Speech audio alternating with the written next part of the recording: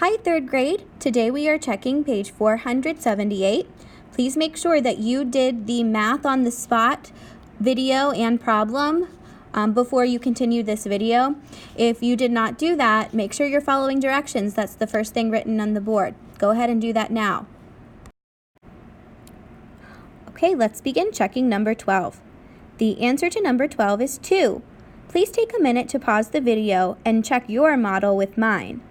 Your model might be squares or rectangles. It doesn't matter what shape you drew as long as you divided it into fourths. You may jump ahead right now to number 13 if you got that. Right now we are going to take a closer look at how to get 2 for number 12. To get 2, you need to start drawing your model to show fourths. I know I want to show fourths because the denominator of my fraction is a 4. So I want to show fourths. I'm going to choose to draw circles. Here's a circle. I want to show fourths, so I'm dividing this into fourths like that. So right now I have 1/4, 2/4, 3/4, 4/4.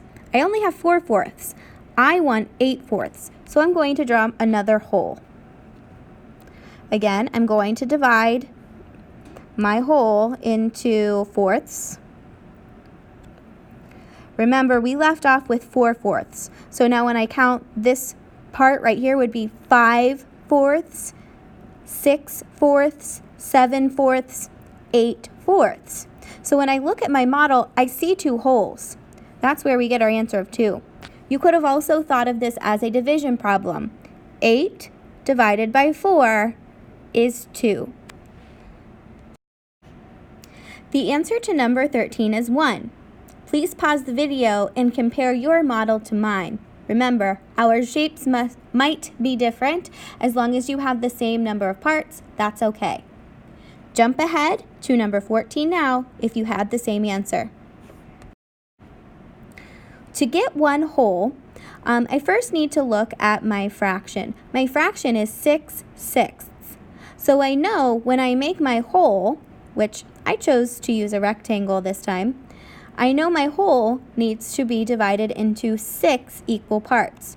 So when I look at my whole, I see 1, 2, 3, 4, 5, 6. I already did that. I have 6 equal parts. So then when I count the sixths, I have 1/6, 2/6, 3/6, 4/6, 5/6, 6/6. So 6/6, I can see it is equal to 1 whole. You could have also thought about division. 6 divided by 6, 6 divided by 6 equals 1. The answer to number 14 is 5. Please pause the video and compare your model to mine. Now let's take a closer look at how we got our answer. When I look at our fraction, 5/1, we say that 5 wholes. Remember, when there's a 1 in the denominator, you say whole. 5 wholes. I want to make my wholes, and I want to divide them into 1 part. Now, that's pretty easy because that 1 part is just the way we drew it. There's no dividing to be done here. So here I have 1 whole. Now I have 2 holes. Remember, we want 5 holes. 3 holes, 4 holes, and 5 holes. So this one should be pretty easy to you. 5 holes is equal to 5. Here it is. 1 hole, 2 holes, 3 holes, 4 holes, 5 holes.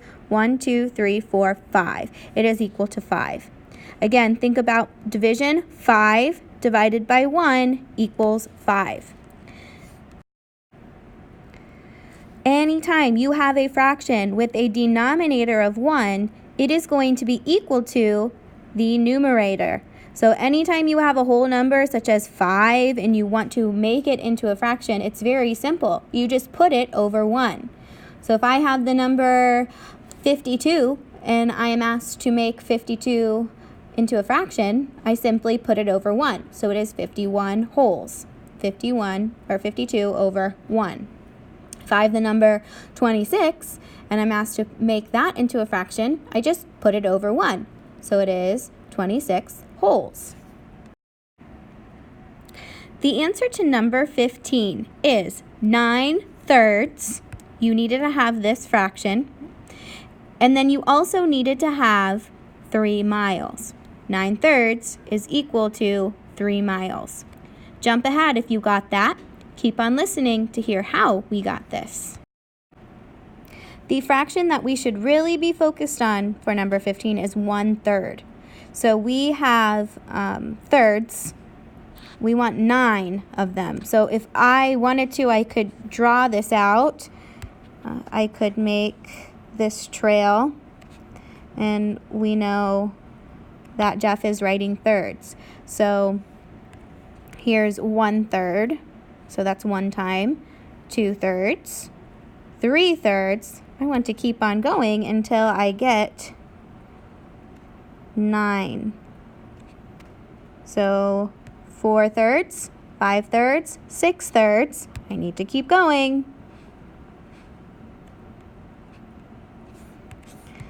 7/3, 8/3, 9/3. So this right here would be his 9th time around the trail. And when I count the number of thirds, 1/3, 2/3, 3/3, 4/3, 5/3, 6/3, 7/3, 8/3, 9/3, I see that I have 3 wholes. So 9/3 is equal to 3. Also think about division. 9 divided by 3 equals 3. We are not going to check number 16 together because you should have done it with Professor Berger as you watched the Math on the Spot video. If you didn't do that, you may go ahead and do it now. We are moving on to number 17.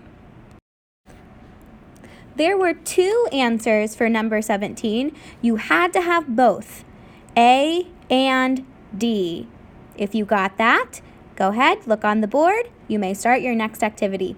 Now let's take a closer look at how we got A and D. So first, when I look at these wholes, I can see there are clearly 4 of them. 1, 2, 3, 4. So A should have been pretty obvious. There are definitely 4 wholes.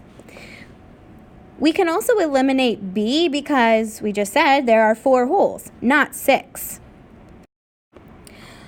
When we look at these fractions for C, D, and E, this is where it starts to get a little bit more challenging. When you look at our wholes, you should notice that they are divided into sixths. 1, 2, 3, 4, 5, 6. So when we count these parts, we are counting sixths. When you recognize that, you should be able to eliminate E because we're not counting fourths, we're counting sixths. So let's look at C and D. Do we have 26 sixths or do we have 24 sixths? Let's count together. 1, 2, 3, 4, 5, 6, 7, 8, 9, 10, 11, 12, 13, 14, 15, 16, 17, 18, 19, 20, 21, 22, 23, 24. We just counted 24 sixths. So that is how we get D. Very good job today, 3rd grade. You may move to your next activity.